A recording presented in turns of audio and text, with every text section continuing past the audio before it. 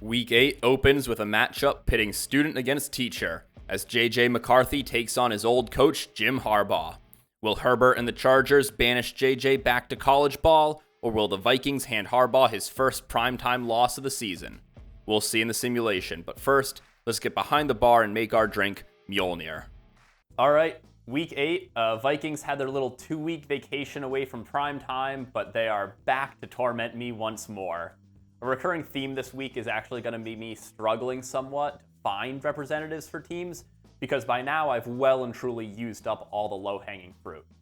Speaking of low-hanging fruit, though, the Chargers representative this week has no connection to the team other than the name. It's the Charger. The Charger is a strange drink, both in spec and in origin. Starting off with origin, as far as I can tell, this drink doesn't really have one. Okay, technically somebody had to create it first, but there's no rationale behind why certain ingredients were chosen for it. There's no story behind this drink's creation, no bartenders fighting over who made it first. And this is actually pretty common for cocktails. Sure, the really famous ones always have stories around their creation and competing claims therein, but most cocktails never make it to that point. Now, as far as I can tell, the Charger is the creation of Gary Reagan, first appearing in his 1991 book, The Bartender's Bible, 1001 Mixed Drinks and Everything You Need to Know to Set Up Your Bar. And when you realize that this drink comes from a recipe slop book like that, a lot of the details around its origin start making a lot more sense. Firstly, of course this cocktail doesn't have an origin story. Can you imagine explaining your thoughts behind 1,000 different drinks? Hell, the book is already 400 pages as is with just the recipes, basically. Secondly, the fact that it comes from a book like this from before the cocktail renaissance explains the weird-ass spec for this drink. 1.5 ounces of dark rum, a 1/2 ounce of cherry brandy, 1/2 ounce of lemon juice, and 1 teaspoon of superfine sugar. So starting from the top, we've got a drink that calls for dark rum. As I bitched about in my rum video way back in week 2, does that mean an aged rum or a black rum? For this drink, I've chosen to interpret that as a black rum, and it's definitely not because I have this entire handle of Goslings and just killed my last bottle of aged rum. The second weird thing is the use of superfine sugar instead of simple syrup.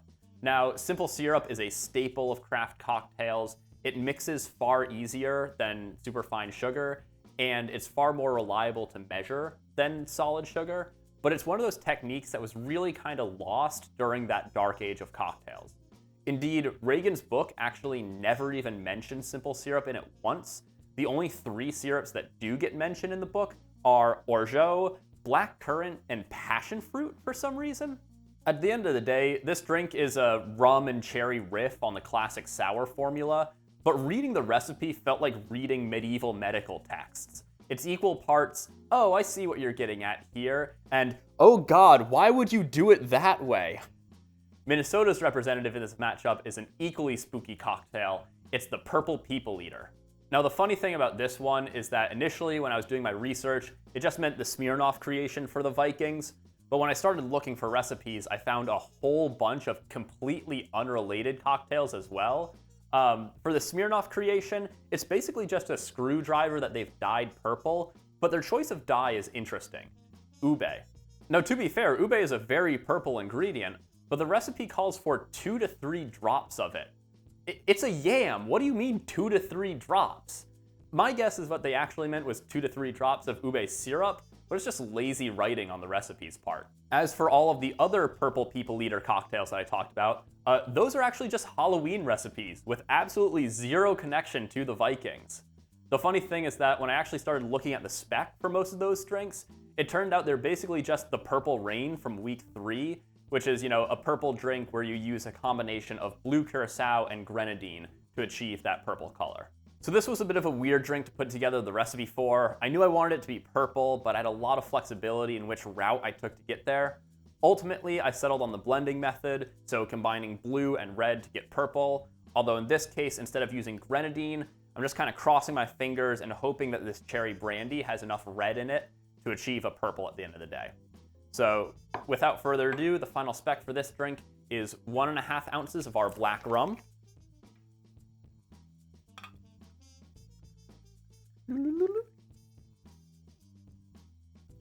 realizing this black rum might actually mess with the color a bit, but we'll see. Half an ounce of our cherry brandy. This was an interesting one because there's so many different types of cherry brandies out there.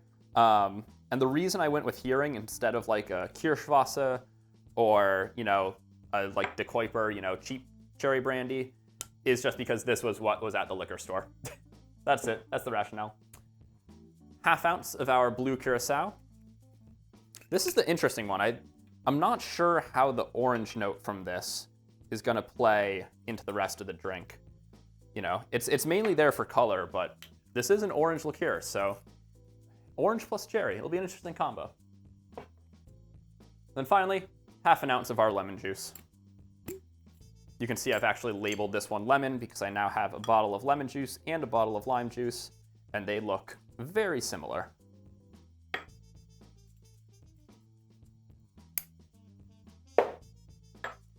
All right, we're gonna shake that up.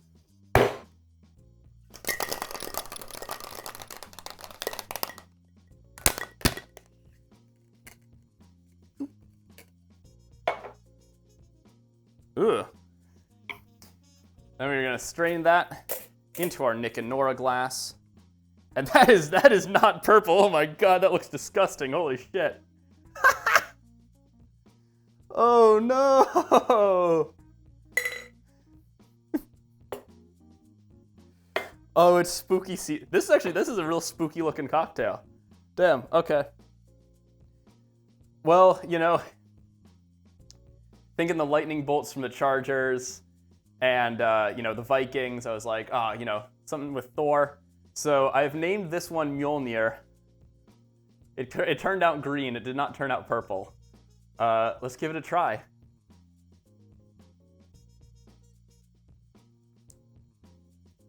Ooh. Oh, that cherry Hearing is strong. That is so... Oh, this one's a miss. This is a bad one. It looks cool. It looks evil, and it lives up to the taste. This tastes evil.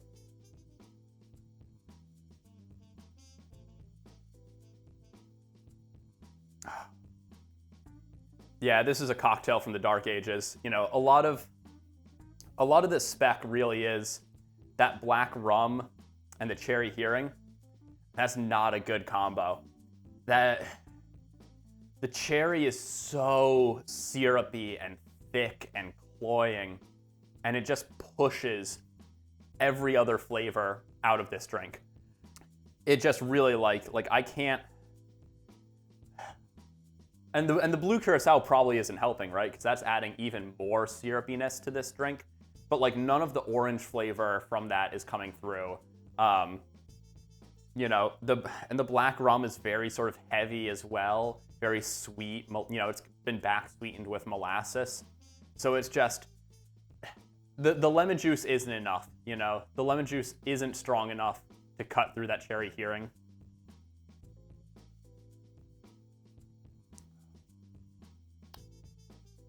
I mean, ultimately, it doesn't taste bad.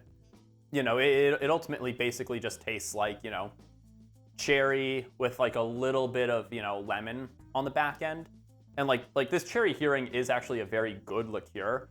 It's super, syrupy and sort of thick and heavy, but it's got a lot of very interesting notes to it. It's got a lot of sort of additional spices added into it that really kind of accent, the stone fruit qualities of that cherry. It's not like a super, sort of artificial, sweet-tasting fake cherry liqueur. It is a very high-quality cherry liqueur, but it definitely needs to be way lower in this drink, maybe 1/4 of an ounce. And then using the black rum, it needs something that's going to try to fight against it, and really kind of create some contrast, create some brightness in this drink. Because right now we're trying to, we're basically asking 1/2 ounce of lemon juice to stand up to, 2.5 ounces of sugary booze. And that's just that's not a ratio for success right there.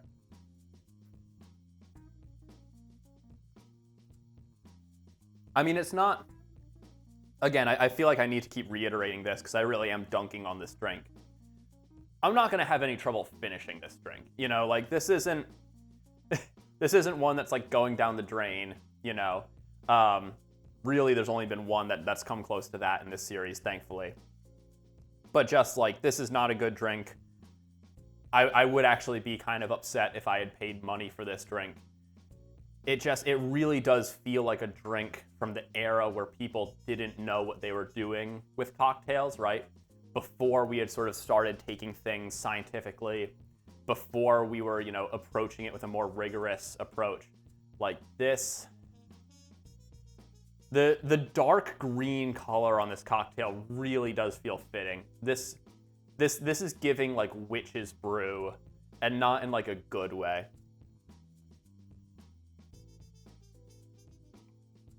Very heavy, very syrupy. That cherry flavor really is like it's the star of the show. It is the only star in the show. It is the show. Everything else just kind of gets washed out by it.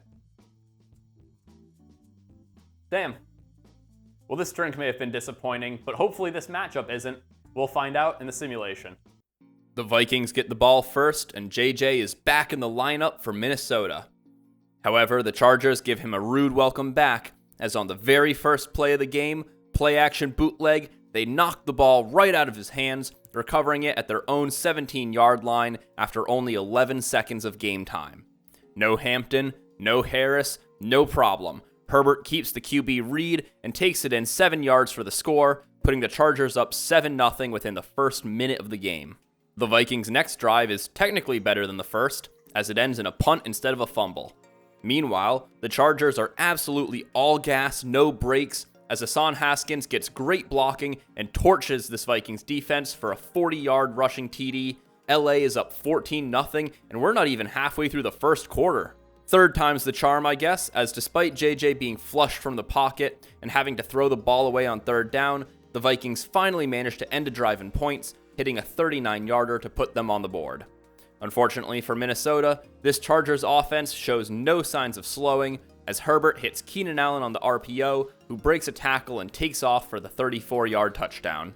Another stalled Vikings drive sees the Chargers on the 34-yard line again. This time, Herbert finds Johnson streaking a full yard ahead of his defender, making this a 25-point game before halftime.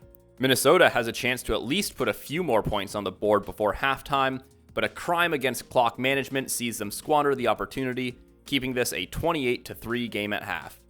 The Chargers' first drive of the second half ends short of expectations as Ladd McConkey runs right out of bounds on third down, but Dicker the kicker blasts a 49-yarder, tack on an extra 3 points.